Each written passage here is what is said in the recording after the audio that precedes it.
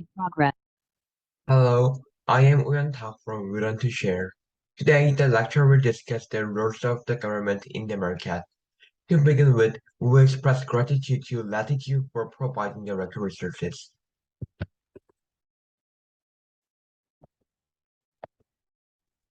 We will cover the contents in the following order. We learn that market can naturally achieve allocative and productive efficiency, but sometimes it doesn't work well as we are expected in the real world. There are several reasons, and government can intervene in those situations to correct problems. Let's take a look at how does it work. And the priority, does the roles of the government. It promotes fair competition among the firms, which is the key factor in a market economy. It protects private properties through laws and policies. It sometimes implements redistribution policy if economic inequality is too severe. And important one, it contributes to solving the market failure that we're going to run. It also pursues continuous economic growth with fair fluctuations, which will be covered in macroeconomics. Let's assume an ordinary market. It has a demand and supply curve. We learned that demand equals marginal benefit and supply equals marginal supply. Now we will call the marginal benefit of consumers as marginal private benefit, also written as MPB, and the marginal cost of firm's marginal private cost, MPC. There are also marginal social benefits and marginal social cost, which are socially optimum, regardless of the individual situation. And the equilibrium, which is socially optimum, MPC is same as MSC, and MPB is same as MSB. Because every consumer and firm is acting in socially optimal way. And the market failure refers to the situation which the market fails to achieve allocative efficiency. Therefore, MPB does not equal to MSB and MPC does not equal to MSC. Therefore, the deadweight loss happens, which is the social loss.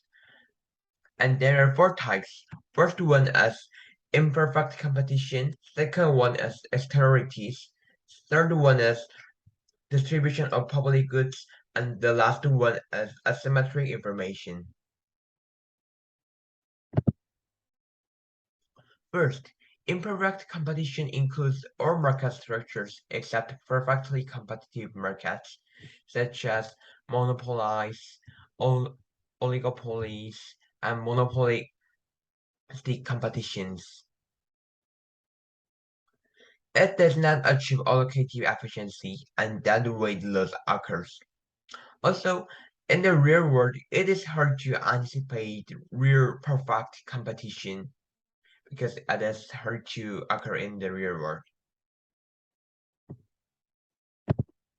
The next one is externalities. It is divided into positive one and negative one. This concept is frequently asked in both MCQ and FRQ, so you have to be fully ready to understand these. Positive efficiency, also named as spillover benefits, it is the situation when the consumption of goods lead to a positive effect on third party, the others.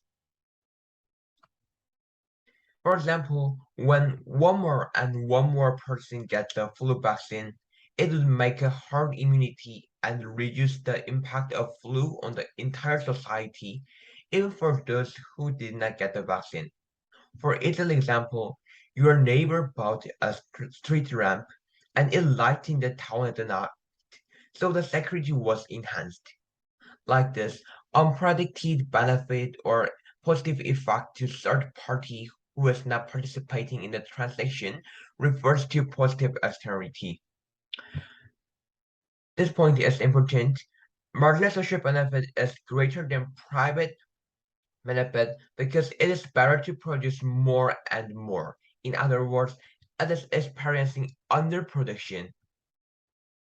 The green triangle is the deadweight loss for underproduction, and this drawn line, this amount is marginal external benefit, also named as MEB, which should be close to obtain the social optimum. Therefore, the government has to provide the per unit subsidies to encourage more productions. Remember, the policy moves demand. Demand moves to right, and therefore it retains the socially optimum price and quantity.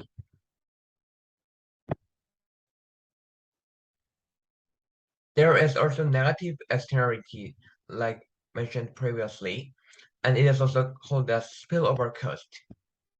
So it means a production or consumption gives a negative effect or utility to third party who is not engaging in the transaction.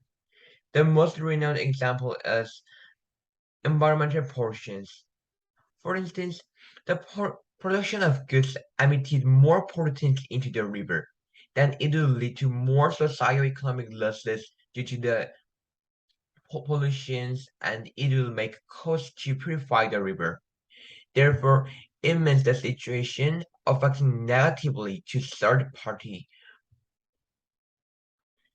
and marginal private cost is greater than marginal social cost because it is overproduced than how much socially optimum actually requires. Like the positive externality, this triangle refers to deadweight loss and it and this gap is marginal externality cost, which has to be closed to retain the social optimum. Therefore, the government may take two actions. First one is per unit tax, also called as Pigouvian tax, to increase the production cost, which will make supply to move left and reduce the overproduction. And second option is direct regulation of price and quantities. And please remember that it moves supply, not the demand. It might be confusing when you're asked to draw a graph. However, those two actions were not market-friendly, and a Nobel Prize economist Coase came up with their own theorem to mitigate negative externality. It emphasizes voluntary negotiation among the participators in the transaction. A renowned example is carbon cap trade system, which allows companies to buy rights for carbon emissions and under a restricted amount of carbon. It promotes competition and makes the price of right to increase. Therefore, firms will avoid emitting the carbon. Therefore, the net carbon emission reduces and it will help to combat the climate crisis. The third one is public goods. It belongs to positive externality, and the important characteristic of public goods is that it is non-liability and it is non-excludability. These are the table organizing the characteristics of the goods. The public goods, there is no competition to use resources, and you cannot prevent others from using the resources. That is non-liability and non-excludability. Normal goods that we buy in life belong to private goods, which are rivalry and excludable, and common land belongs to shared resources, which are rivalry but non-exclusivity, so you cannot prevent others from using it. Therefore, the tragedy of common land refers to the common land turned into barren land because of irresponsible and unrivaled usage of each individual. Going back to the public goods, they include freeways, public transportation, military defenses, lighthouse, police services, and because it can be used by anyone, it has a free rider problem, which means people tend to use the resources without paying money. For instance, let's assume that military service is operated by private firms. In the emergency case, because the military belongs to the public good, even those who did not pay money for the military service can get help from the military. Therefore, everyone will avoid to pay money. Why do we have to pay money if we can use the resource free, right? Therefore, the demand for private firms actually falls to zero. This is the prudent reason why the government monopolized supply of government goods or add policies such as the guarantee of obligation or utilizing the cost theorem.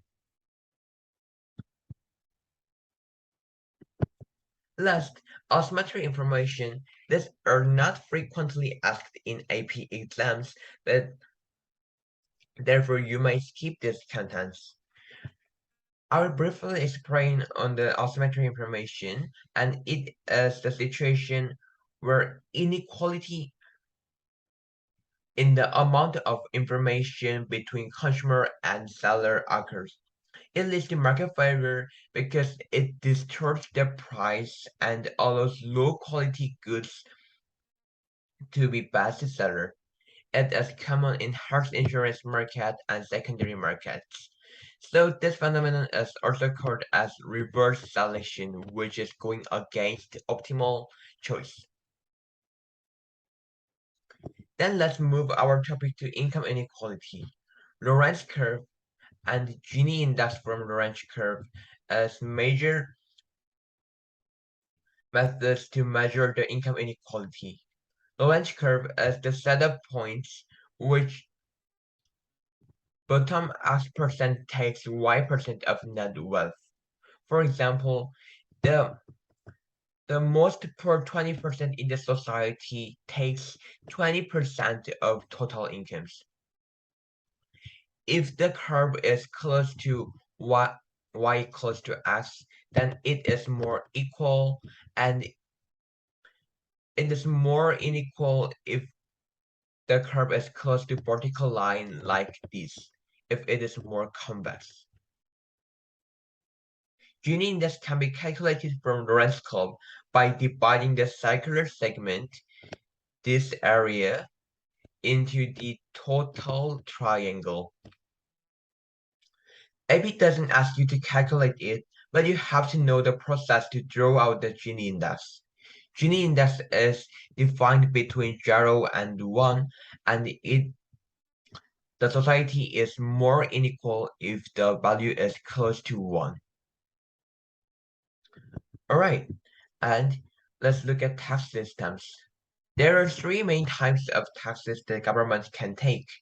Progressive tax means you pay more tax when income increases. You pay $10 when earning 10 million, but you should pay $20 when earning 20 million, and the ratio does not have to be proportional. Therefore, it helps to reduce the income disparity. Proportional tax means the tax rate is fixed and you pay $10 whether you earn 10 million or even $100 million. Regressive tax means you pay more tax when your income is lower. You pay $10 when earning 10 million, but should pay $20 when earning just 5 million. Then let's finalize our lecture practice questions, which are similar with AP firms. Due to time constraint, I will directly move to answer explanations. The answer of first question is C, because the question asks about positive externality when marginal social benefit is greater than private one. A neighbor just planted flowers, but it coincidentally gave me a joy and pleasure.